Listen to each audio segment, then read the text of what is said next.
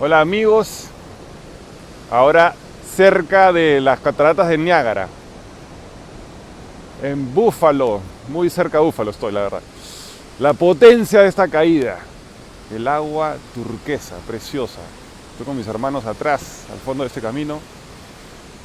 Vamos con esta energía, con esta agua pura, a hablar de lo que sucede después del bautismo de Jesús. Estamos ahora entrando al tiempo ordinario, ya acabó la Navidad. Y vamos a ver cómo Jesús se encuentra con los primeros discípulos y apóstoles, siempre a través de alguien más. El primer vínculo en esta cadena de mediación es Juan el Bautista. Dios quiere un medio, un camino, alguien más que te conecte con Él. Juan Bautista va a ser el primero. Él está ahí con dos de sus discípulos, que son Juan y Andrés, lo sabemos. Está Juan el Bautista bautizando y de pronto él ve a Jesús pasar y dice, he ahí el Cordero de Dios. Así dice, he ahí el Cordero de Dios.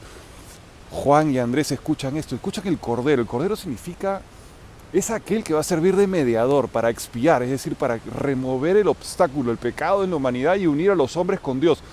El significado de esa palabra, un animal humilde, sencillo, manso, que sirve de víctima para unir a la humanidad con Dios y lo señala, ese es el Cordero. No aguantan.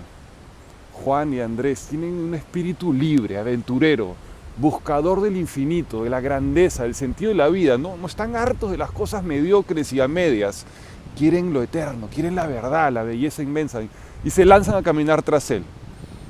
Podemos imaginar que caminan un rato, Jesús sabe que están atrás suyo y de pronto cuando llegan a un lugar más desértico, visualizar a Jesús que hace lo siguiente. Literalmente dice acá en el capítulo 1 de San Juan, voltea, los mira y les pregunta, ¿qué buscan? Ustedes que me están siguiendo, ¿qué están buscando? Y esa pregunta nos la hacen nosotros. ¿Qué buscas? Cuando trabajas por tu familia, cuando estás con tu familia, cuando estás con tus amigos, cuando sales a la naturaleza, cuando vienes a la iglesia, cuando te arrodillas a rezar, ¿qué buscas? Paz, justicia, amistad, amor, reconciliación, armonía contigo mismo. Él de frente te hace la pregunta, conéctate con tus deseos intrínsecos, con esa nostalgia que he puesto dentro de tu corazón. Muy bien, y ellos voltean y ¿qué dicen? La verdad que esto es muy interesante porque dicen, maestro, se quedan paralizados, como que en frío por la pregunta y dicen, ¿dónde vives? Es decir, ¿cuál es tu lugar de descanso? ¿Cuál es tu hogar, tu secreto, tu lugar íntimo, escondido, ¿no? Jesús los ve y les responde, vengan y lo verán. No dice, no dice, vean para después creer, sino vengan, es decir, confíen, corran el riesgo y después verán. Ese es el método de Jesús. Ustedes me han seguido hasta acá porque tienen coraje, porque son personas que de verdad tienen espíritu de discípulos, es decir, de gente que quiere aprender, experimentar, ver la vida desde el punto de vista de un maestro. Tienen esa humildad suficiente para decir, dejar de lado sus prejuicios, sus paradigmas y decir, tiene que haber algo más. Maestro, quiero ver la vida como tú. Entonces Jesús les dice, vengan, corran el riesgo y verán.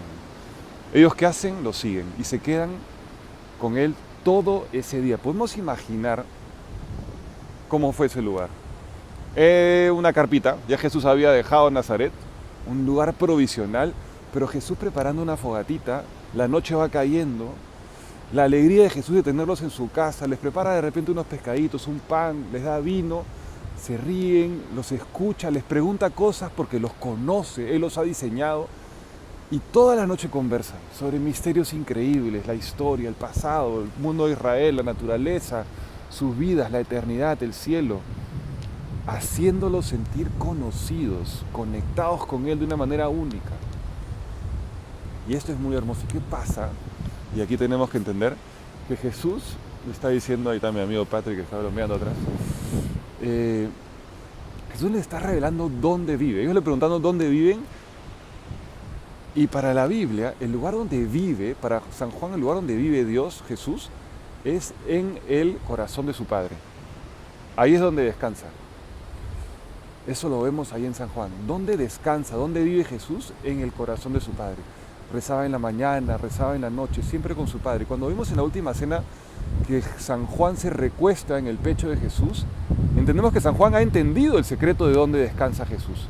Y por eso él mismo está ahora descansando en el corazón de Jesús, quien a su vez descansa como un hijo, como un niño, en los brazos, en el corazón de su Padre. Eso es muy lindo.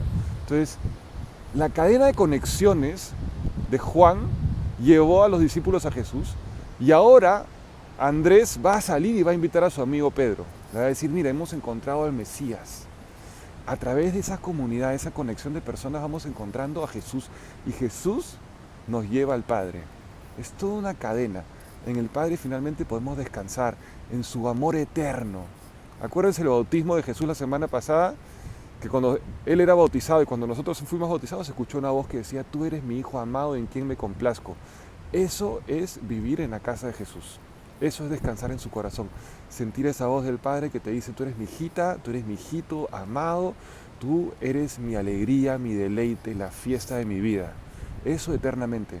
Y eso se logra a través de otros que nos hacen llegar a Jesús.